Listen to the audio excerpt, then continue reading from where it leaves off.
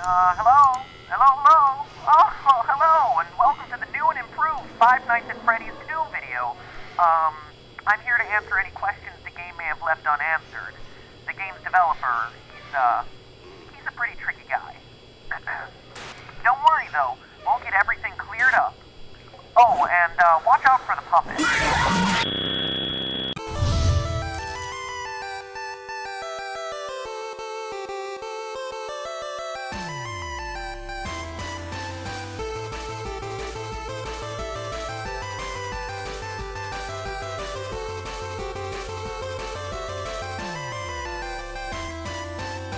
Hello, Internet! Welcome to Game Theory, the show that promises not to include any more gratuitous jump scares, unless that's just what I want you to think so I can lull you into a false sense of security and scare you again. But I wouldn't do that. I'll just let the uncertainty of whether a jump scare is going to happen or not drive you insane for the rest of this episode.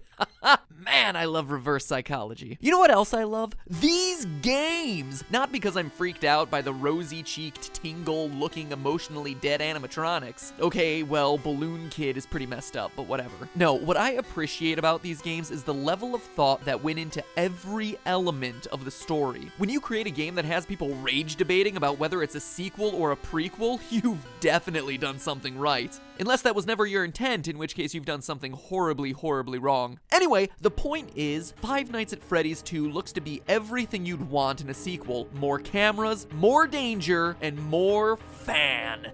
Oh, the fan. But that also comes with more questions. Questions about the game's lore. And while others will provide you with the jump scares, I provide you with what everyone really wants, answers. Well, maybe not everyone. What an elite, educated subset of you really want, answers. So grab yourselves a slice of Freddy Fazbear's signature pizza, cause we're about to dig in.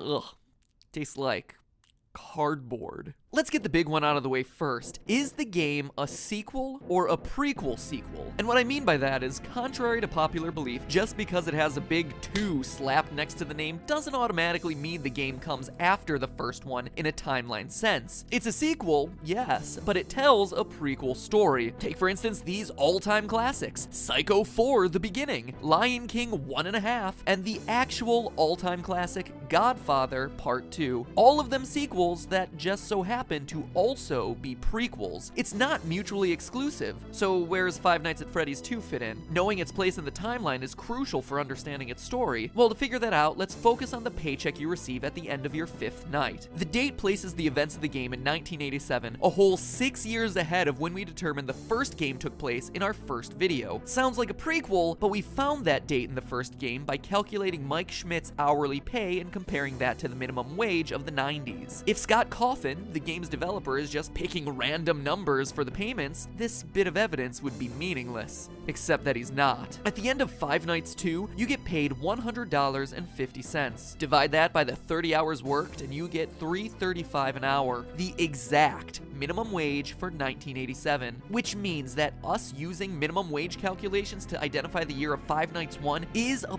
perfectly valid way to prove it, and shows that it takes place after the events of Five Nights 2. Still don't believe me? Players brave enough to survive the extra night 6 are rewarded with a bonus check and a newspaper clipping that says the toy robots are getting scrapped, and that the old ones are going into storage for a new, smaller scale version of the restaurant. That would explain why the old models reappear in Five Nights 1 and the toy models don't. And notice how it mentions a smaller version of the restaurant. The building in Five Nights 1 is significantly smaller than the setting of Five Nights 2. Need more evidence? What about the fact that on the first night in the office, the phone guy explains that the robots used to walk around during the day just like they do in Five Nights 2, but not anymore. Or the fact that phone guy dies in the first game, making it hard for him to also be the phone guy in Five Nights at Freddy's 2 if it takes place after. Call me the Phantom Menace, cause every way to Sunday, this game is a prequel. So with that revelation out of the way, we're able to piece together the rest of the timeline and dig a little bit deeper. Posters everywhere in Five Nights 2 welcome you to this new location, implying that there was another Freddy Fazbear's Pizza somewhere before this one. Additionally, the phone guy makes reference to it on night 1, mentioning the old location and how it was left to rot. So we know that there was one Freddy Fazbear's Pizza for the first game, one for the second game, and one that came before both of them that we've never seen. But even even before that, the phone guy also mentions an even older restaurant called Fredbear's Family Diner, which, aside from its confusingly different name, also had different owners. So let me recap. There's the restaurant from the first game, which is the last in the timeline. The one that you're currently working at in 1987 in Five Nights 2, an older location of Freddy Fazbear's Pizzeria left to rot, and the original Fredbear's Diner. Jeez, I hope you're still with me, because this is more complicated than the Zelda timeline. Anyway, it's at this first location, the Diner, where the whole story begins. Submitted for the approval of the Game Theorist Society, this is the true tale of Five Nights at Freddy's. When you die in Five Nights at Freddy's 2, before you've even gotten over the jump scare, you sometimes get a screen like this. Oh, turn it off! Turn it off, it's too horrifying. That, youngsters, was E.T. for the Atari, a console that came out before the NES. Yes, around the same time as the dinosaurs. It's widely considered to be the worst game of all time, hence me reacting in a horrified manner. See? Humor, folks. But seriously, you get these disturbing death minigames which, true to the 1987 setting, use Atari-esque graphics to depict various horrific events. All the while, a creepy robotic voice spells out letter by letter things like help them, save them, or save him. These death minigames are the most important piece in figuring out the true story behind these games. Let's start with this one. This death minigame has you playing as Freddy, taking cake to screaming children at a birthday party.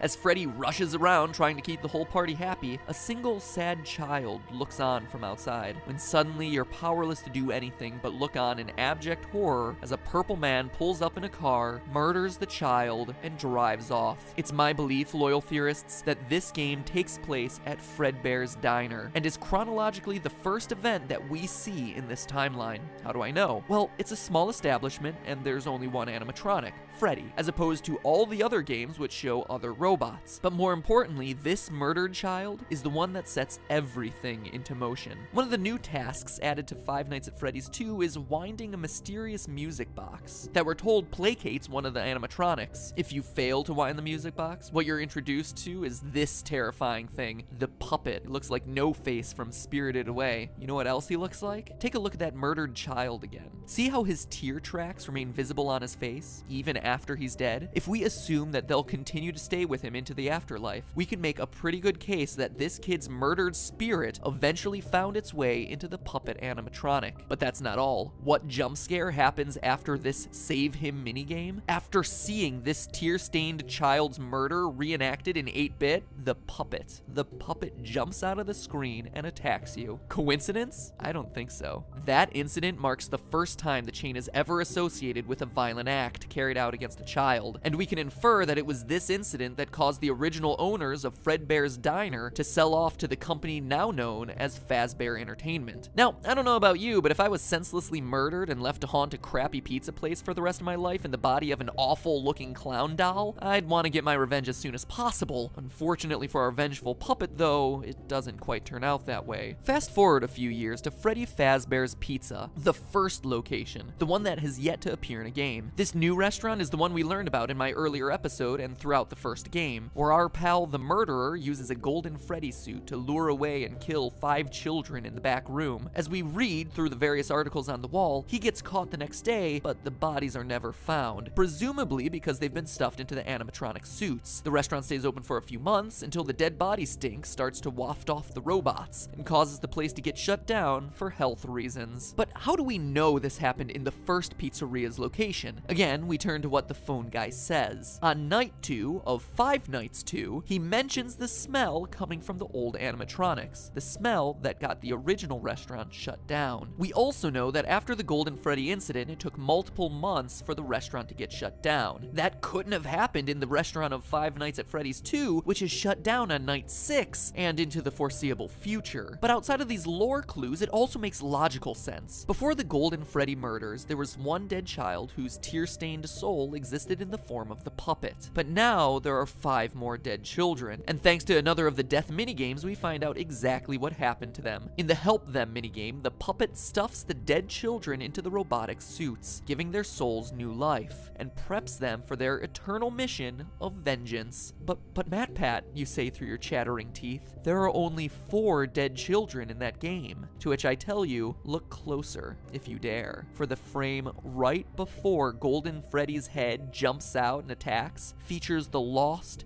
5th dead child, and what started as a haunted puppet has suddenly become an army of possessed animatronics out for revenge. But wait, that's not all we know. We also know the murder was committed by the same guy who killed the first child. How? Look at the Foxy death minigame. Twice, Foxy runs out to meet the kids, but the 3rd time we see the tall purple man again, smiling. Foxy goes into the other room to find 5 dead children. The man in purple strikes again. Skip ahead to 1987, finally bringing us to the events of Five Nights at Freddy's 2. The old animatronics have been retired, and the cute new versions of all our favorite friends come equipped with facial recognition software that just so happens to be connected to a sex offender database. Seems like an oddly specific detail, right? Until you consider that the last restaurant was closed for having children get kidnapped and killed by an employee. It's a safety measure. You see how it all ties together? So you have some animatronics possessed by vengeful spirits and another batch on the prowl for predators. But that doesn't stop our friend the Purple Man from continuing his life's work of murdering children at Freddy Fazbear's Pizza. As we learn from the phone guy on nights 4 through 6, the new restaurant is once again under investigation as, well, I'll let him explain. Hello. What on earth are you doing there? Didn't you get the memo? The place is closed down, at least for a while. Someone used one of the suits. We had a spare in the back, a yellow one. Someone used it. Now none of them are acting right. The Golden Freddy killer struck again. The final death minigame also supports this. You, as Freddy, must walk through an exact replica of the building, animatronics all in their proper places, seeing the 5 dead children spread out through the various rooms. And based on what Phone Guy says, it seems like the guilty party was the former night guard, the one who moved to day shift and the one your character replaced. I mean, Phone Guy makes plenty of uncomfortable references to suddenly having an available position during the day. When we get it all sorted out, we may move you to the day shift. A position just became available. We don't have a replacement for your shift yet, but we're working on it. But is the Purple Man really someone we've never met and who's only worked there a week? Or is it someone we trust? Someone with a long history with these characters? Someone no one would suspect? The head guard. The one forced to fill empty positions and teach new recruits by leaving them instructions over the phone. Is the Purple Man the phone guy? Ask yourself this. What do we really know about Phone Guy? Let's look at what he says. First, he always speaks like an outsider looking in. He refers to the management of the company as they. So he's not a higher up like the CEO or even a manager. But he's also not a typical day worker, as he says things like the employees and the staff. So he works there, but isn't generally considered a regular member of the company. We also know that he's qualified to take the role of a night guard. As we learn, he plans to take over the position sometime after night 6, and is on his way out of the position by the time the first game starts. For now, just make it through the night. When the place eventually opens again, I'll probably take the night shift myself. I actually worked in that office before you. I'm finishing up my last week now, as a matter of fact. What else do we know? Well, we know that Phone Guy has a long history with the company, being with it at least since the first pizzeria that we haven't played in. He also openly admits that Foxy the Pirate was always his favorite, and that he has never liked the puppet because, as he says, it was always thinking. See, I told you you wouldn't have any problems. Did Foxy ever appear in the hallway? Probably not. I was just curious. Like I said, he was always my favorite. I'll be honest, I never liked that puppet thing.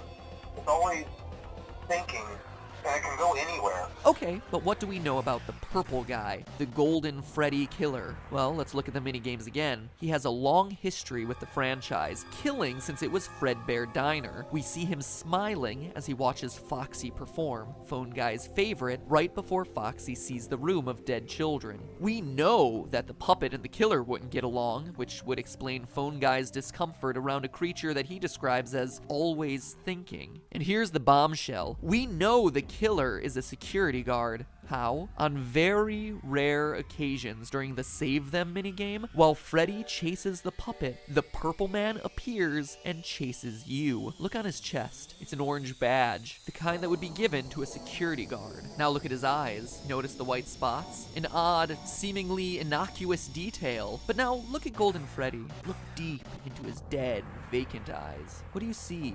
Two white spots. Pinpricks, really. Barely visible. They're there. And now finally, what do we see in Purple Guy's hand? Well, the Atari graphics make it tough to discern. It's not like any gun or knife I've seen. No, that to me is very clearly a phone. The robotic voice is spelling out for you, save them, save them. But when Purple Guy, Phone Guy, catches you, the screen crashes and all you're left with is, you can't. But that's not where it ends, Internet. As you and I both know, there's still Five Nights at Freddy's 1. If this game is last in line and the puppet is truly pulling the strings behind all of this, you might be asking yourself where he is in Five Nights 1. We know the other animatronics got scrapped, but this ghostly guy should still be around if this timeline I proposed is correct. And get this, the puppet is in the first game. Take a look at the east hallway. Seems pretty normal, right? But every so often, the posters on the walls change to this, a crying child with two streaming lines down his face. Look familiar? It should. The Five Nights at Freddy's series is about vengeance. One child, 6 children, more, looking for revenge against a sick child killer. The purple guy, the guy who just so happens to be the first voice you hear when turning on these games. Save them. Save them. You can't. But hey, that's just a theory. A game theory. Thanks for watching.